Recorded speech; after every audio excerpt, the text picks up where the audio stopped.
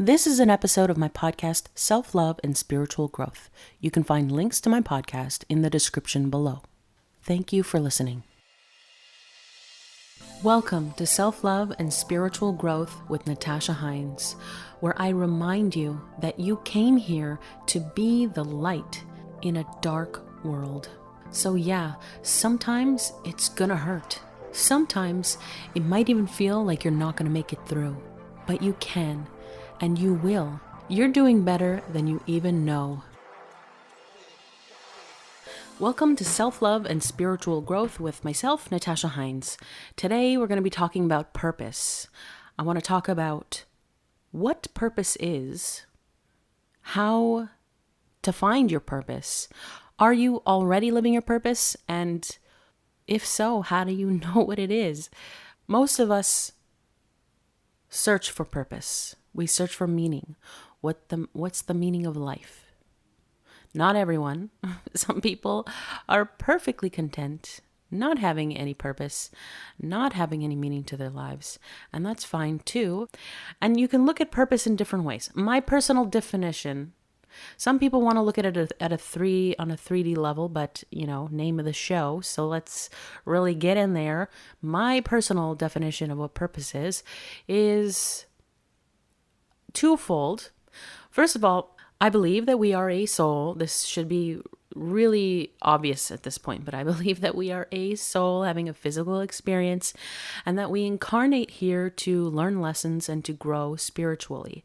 I also believe that we are going through an ascension process and that many souls that have incarnated here after already ascending beyond this level of consciousness and have volunteered to come back here to help others raise their consciousness. Because if you've been on this planet for a while, you probably noticed that it's rough. It is not the easiest place to live. So some of us incarnated with a mission, and we might call it a purpose, but in truth, it's a little bit bigger than that.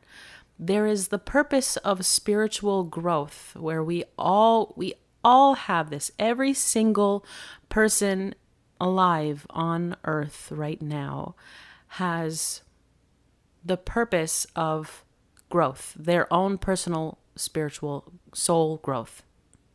The lessons that they need to learn through the experience that they have on this planet.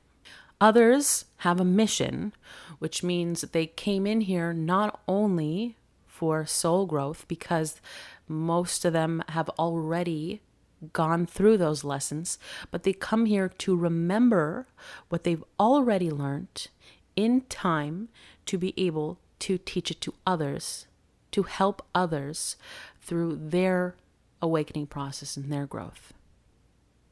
So people with a strong pull to discover their purpose are probably looking to discover their mission. The thing about your mission or your purpose or your soul growth is that you're most likely living it one way or another. However, I think that you can hinder the process. You can slow down the process of fully actualizing it, of coming fully into yourself, of developing fully, of becoming the full potential of what you came here to be. And the reason that we get slowed down and we prevent ourselves from becoming our full potential is fear in all forms. We often fear that we are unworthy. We fear the possibility of failure. We even fear the possibility of success and what that means. Meaning, let's say you're meant to be a speaker and you're meant to speak in front of hundreds or thousands or maybe even millions of people. If you're stuck in your 3D mentality with all the ego obstacles, your mind goes to all the terrible things, or it could go to all the terrible things that could potentially happen being exposed to so many people. Being trolled, being harassed, being embarrassed, being exposed, all these things. People might not be comfortable. You might not be comfortable being vulnerable in front of people. You're afraid of being judged or criticized. All these fear-based things that prevent you from fully embodying your full potential.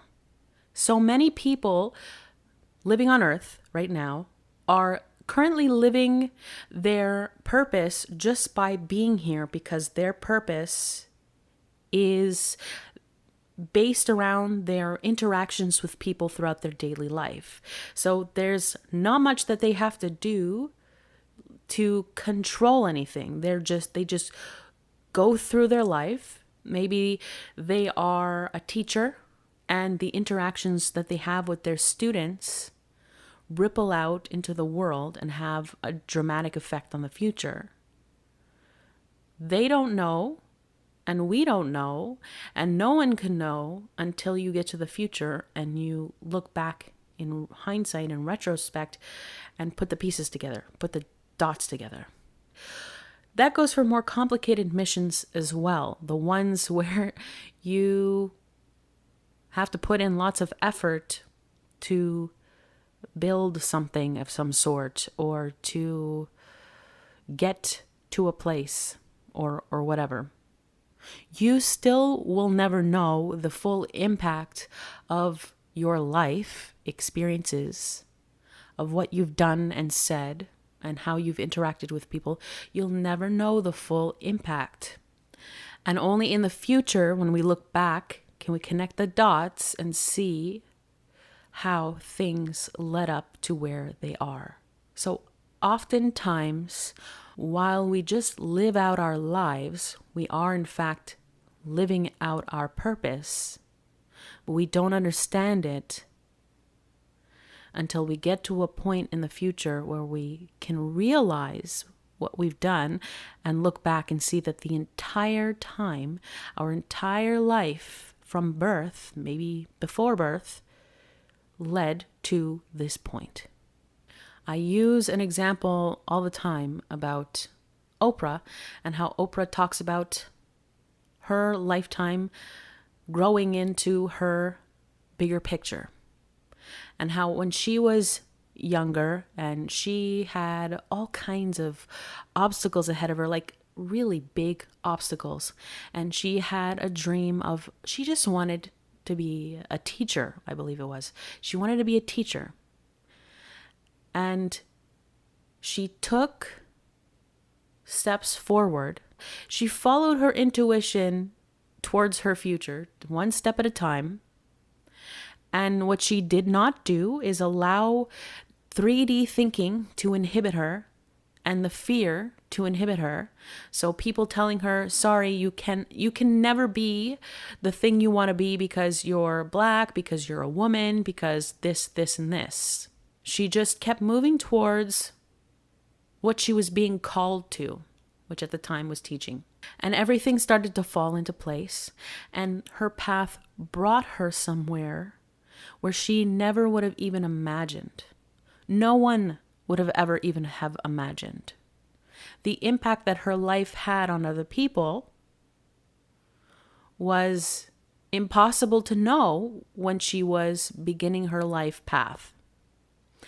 It was only at a certain point in the future, or what the future would be from her past or our past, where we can see Oprah as Oprah, and then we look back into her past and see all the dots connecting and how her entire life led up to what she became, the full embodiment of what she came here to become, her full potential. And I say full potential, but even then, I mean, if anybody's lived up to their full potential, it's probably Oprah, but full potential in a way is also infinite.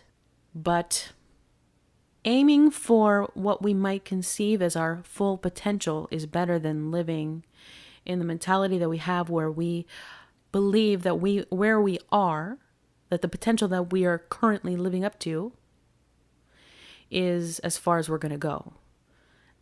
As soon as you put the full in front of the potential, you know that the insinuation is that there's further to go. There's more to do. There's bigger to become. So on one hand, as you live your life, you are living your purpose, whether you realize it or not. On the other hand, we have free will, and we have the option to limit ourselves. What would have happened if Oprah chose to believe the people telling her that it was impossible? What would have happened if she believed that in the limitations that were put upon her by other people? Once you choose to believe the beliefs that are being imposed upon you, the limitations that are being imposed upon you, once you choose to believe them, they then become your beliefs. But when you don't choose them, they are not your beliefs. And I say the word choose when in reality, a lot of our beliefs are subconsciously programmed into us without our consent. However, we still have the choice to change those beliefs.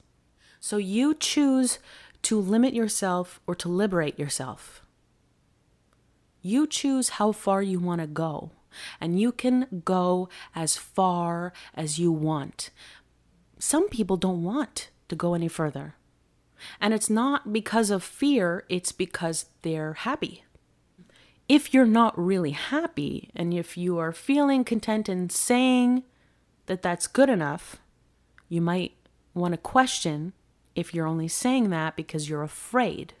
One of the easiest ways to know what your purpose is, what your mission is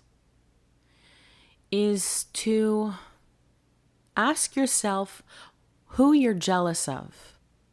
Because as much as jealousy is an ego-based emotion and something that we want to purge, what it is also is you fighting with yourself because you know, let's say you're jealous of someone because they are in a certain position or doing a certain job. You are jealous of them because you want that. That's what's obvious. What's not as obvious is that the jealousy comes from the fact that you are inhibiting yourself from acquiring it. Because you can want things, and if you feel free to go get them, if you are allowing yourself to go get them and you are going to get them, then you don't feel the jealousy, or you feel it on a much, much lower scale. Jealousy is a sign that there is something that you know you want or deserve, but also don't believe that you can have. Or sometimes it's something that you know that you want, but you don't believe that you deserve it. Either way, it's a very clear indication of something that you should probably move towards. Even if it's something petty. Let's say you're jealous of someone because of their girlfriend or boyfriend, or how they look. You know, maybe they're really pretty or handsome or whatever, and you are jealous of them. Or you might not even understand that that's what you're feeling. Sometimes we're triggered by people. We get upset, actually most of the time. We're triggered by people or things, of events, things that are said, whatever. And we feel uncomfortable, we feel angry, we feel upset, but we don't always know where those feelings are coming from.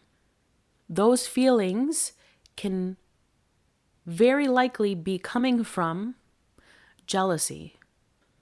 And when you understand that they're coming from jealousy, then you can understand that that's something that you want, and that for some reason you are holding yourself back from it.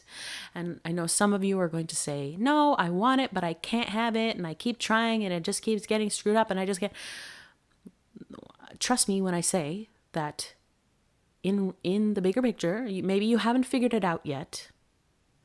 Maybe you are energetically holding it away from you because you're constantly focusing on the lack of it.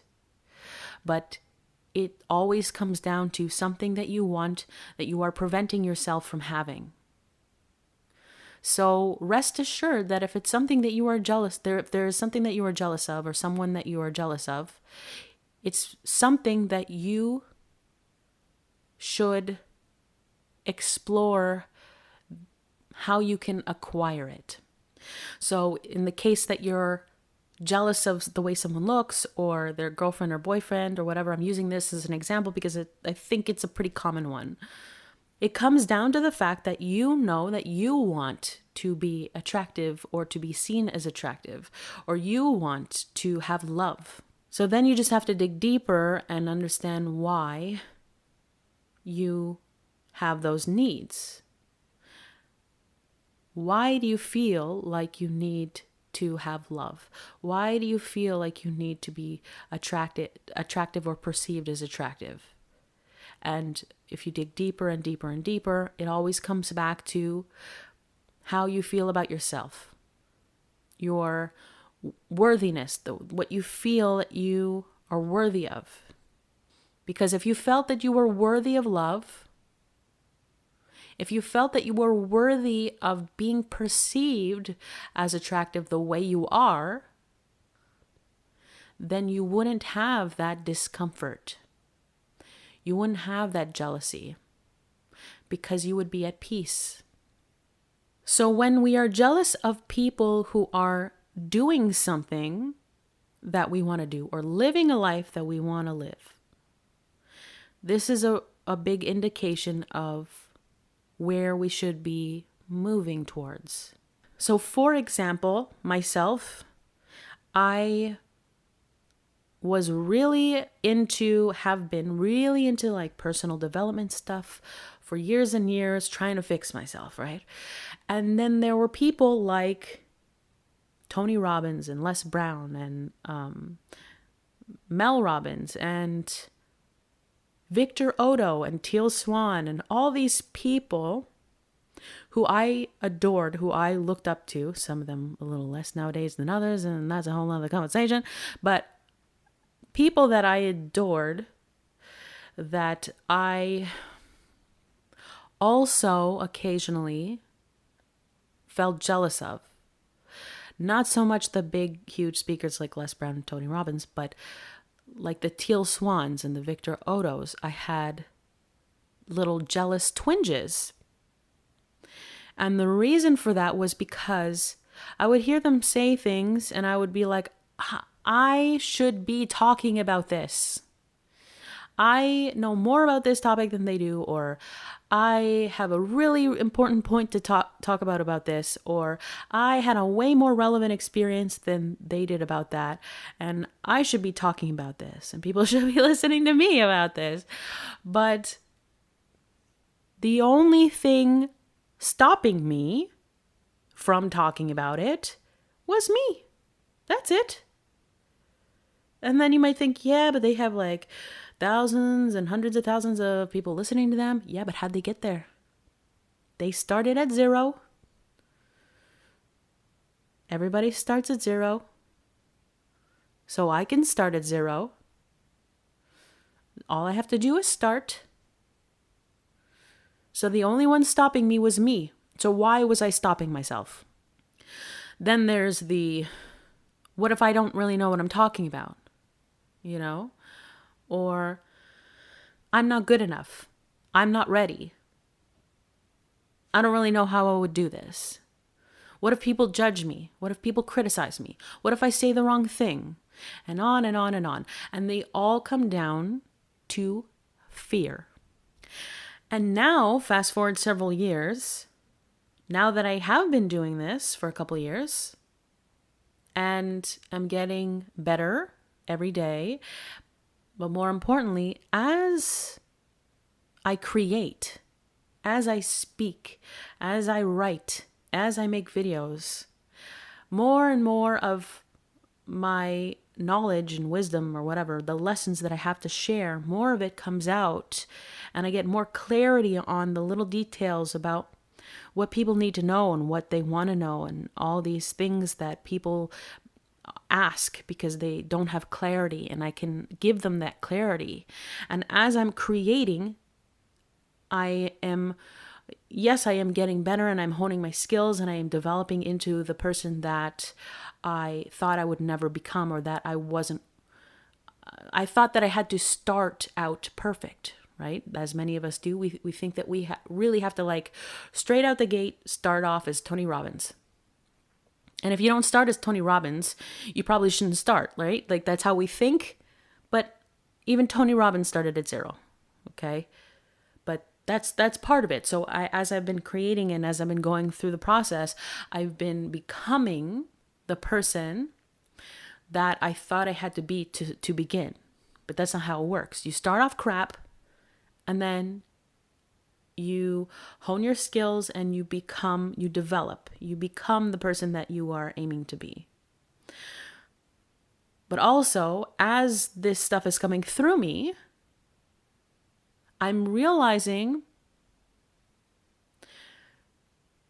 how important it is that I share this, and how tragic it would be if I kept it to myself. And that might sound egotistical to some people, but after the terrible, terrible things that I've lived through, and the things that I've learned through the process of it, and the ability that I have a natural ability with words. I'm good at communicating most of the time.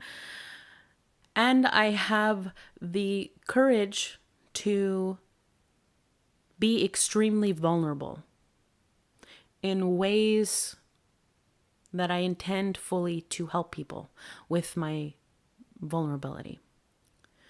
And these are things that are part of me, part of my personality, because that's how I came into this world, because those are the tools that I needed to complete my mission. So if you have natural tools, natural abilities, natural talents and strengths, they're also probably a sign that your mission has something to do with those tools. You need those tools to fulfill your mission, and that's why you came here with them. And because I have those tools, it would be a shame if I didn't use them while I'm here to help people. It would be a waste. So if I went back a few years and I made a different choice where I decided to go a different career path instead of trying to fulfill my mission and following my passion and following where I was being called, if I had limited myself or continued to limit myself and inhibit myself from really fully embodying my full potential or going in that direction, then it would be a shame, a waste for all the information, all the lessons that I had to share with people that could have an impact on people. And that goes for you too. There are tools that you have that are meant to be used for the greater good. And the longer you spend telling yourself that you are not worthy, that you're not good enough, that who are you to do that? Who are you to even try? The longer you spend in fear, the longer you withhold what you came here to give from people. And that is selfish. So we get caught up in feeling like we're being selfish for believing that we should be bigger than we are, that we should be doing more, that we should be living bigger and giving more of ourselves, of speaking. We feel guilty, not everybody, but generally speaking, we can feel guilty for believing that what we have to say matters, that what we have to say has any value, that we feel guilty and selfish for thinking that we are worthy of anyone's time to listen to us.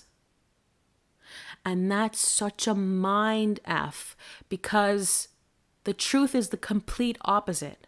The truth is that it is being selfish by not sharing, by not speaking, by not teaching, by not helping, by not giving of what we came here to give, by not using the tools that we came here to use. It is selfish to not become the full embodiment of our full potential. So if you are being called to something, if you feel that you have a mission, if you feel that you have a bigger purpose, and you are trying to figure out what it is, or maybe you have an idea of what it is, but you're scared or you don't feel worthy, you need to deal with that, because you are here to fulfill that mission. We need you to fulfill that mission. You did not come here with a mission for no reason.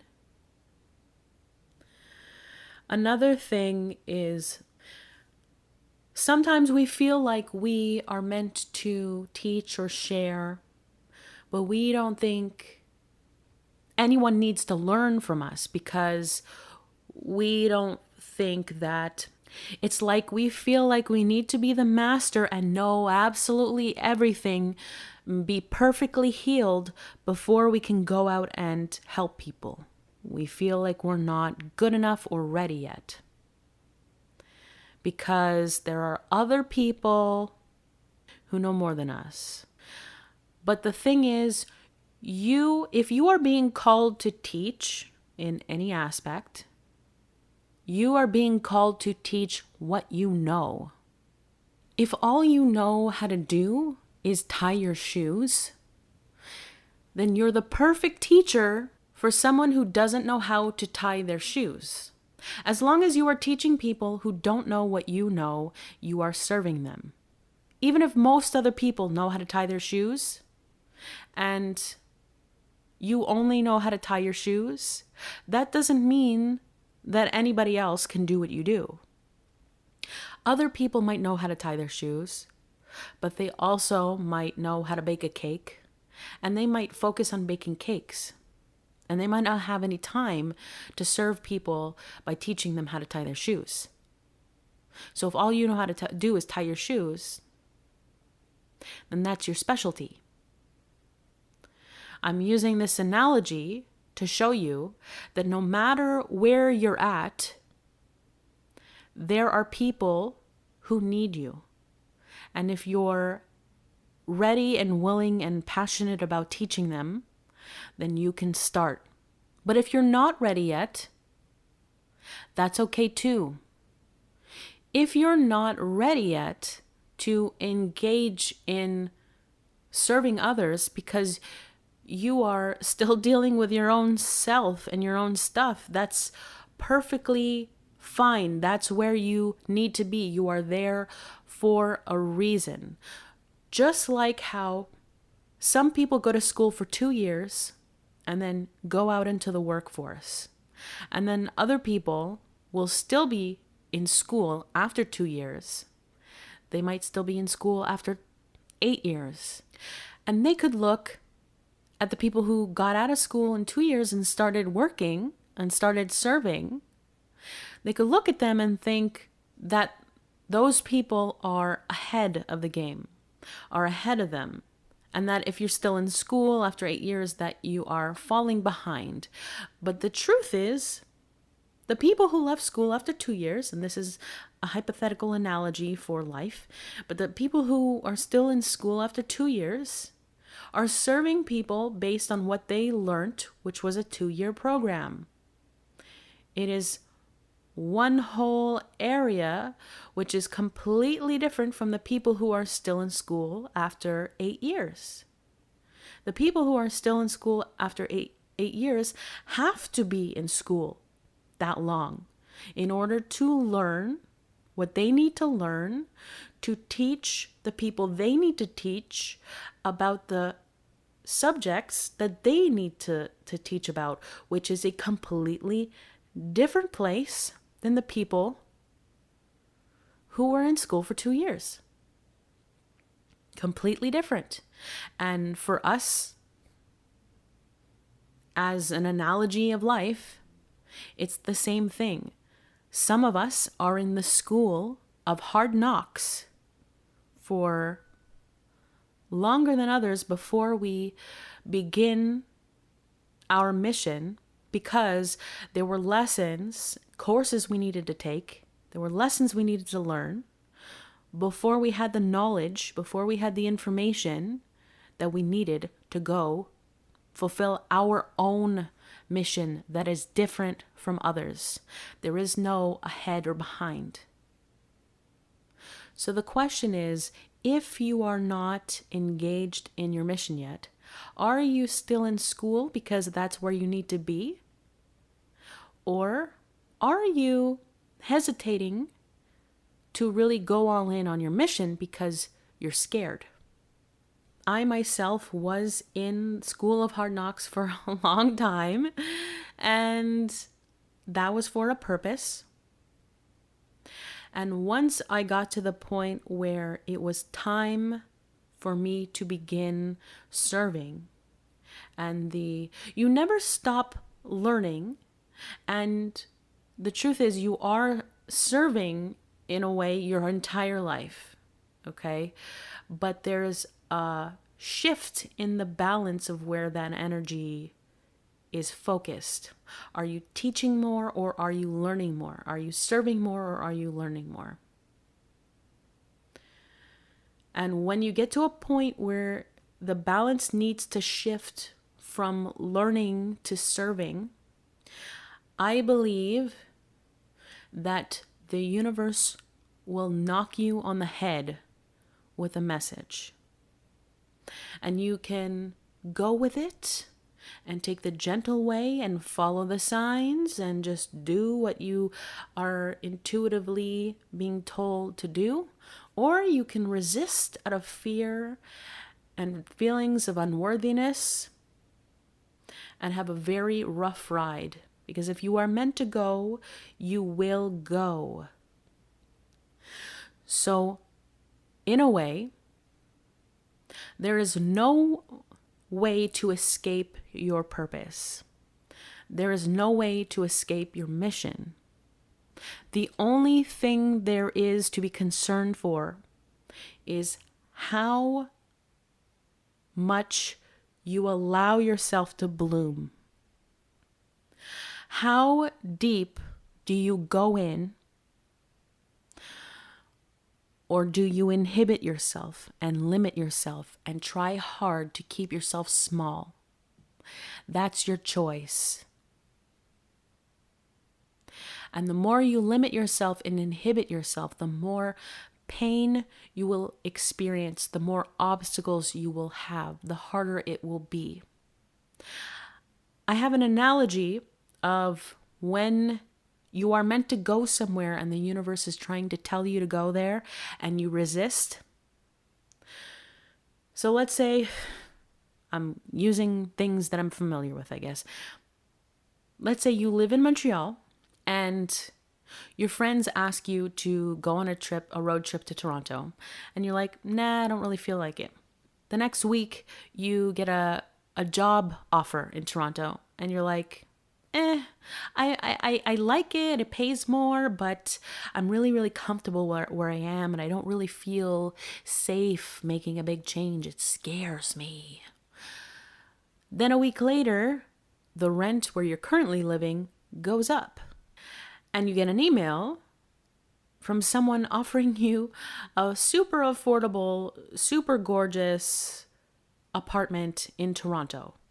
So there's all these signs telling you where you need to be. The universe will give you signs. They might not be as obvious as the ones I'm giving in this example, but the universe will give you signs. Okay? So now your rent is going up where you are, and you have this beautiful opportunity in Toronto, but you're scared. You're comfortable where you are. So you choose to stay. because it's really hard to step outside your comfort zone, even though that's where you need to be. You have a choice to go gently with the stream. You have a choice to make that decision to go to Toronto, where all the doors are opening for you. Or you can choose to stay in your comfort zone and live in a place of fear and stay in your current apartment. Well, then the next week, your apartment gets robbed and you go home and you have no more things. But you still want to stay. And then the next week, your pipes burst and the entire apartment is now no longer livable. You can't live there. There's no running water. You can't flush the toilets or anything. Eventually, the universe, if it has to, is going to burn the whole building down. That might be a morbid example because let's just say hypothetically in this example, nobody gets hurt, okay? But the point is that now you no longer have a place to live because the universe took your apartment and made it disappear. So now you have to move. It will literally take you if it has to. It will take you where you need to be. But it will be so much more painful if you resist than if you just follow the signs and go. But we don't want to because we're comfortable. And sometimes the signs are confusing and we don't want to let go of our creature comforts. I had to let go of a really nice apartment and a lot of really nice furniture. I had to let it go. But I chose to because I know the law of the universe that if I resisted, things would get even more painful. And they were painful, trust me. I have a whole story about how painful it was to get me to let go of my creature comforts. But I could have resisted even more and then had an even bigger nightmare as the universe tried to get me where I needed to be. So the point is to stop resisting where you need to go. Stop clinging to your creature comforts and your comfort zone and do what you know you are being called to do. Thank you so much for listening. If you enjoyed this podcast, please subscribe. I will be back next week with another episode. You can also check out my website for free stuff that I'm giving away. The link should be in the description. Thank you so much. Talk to you soon.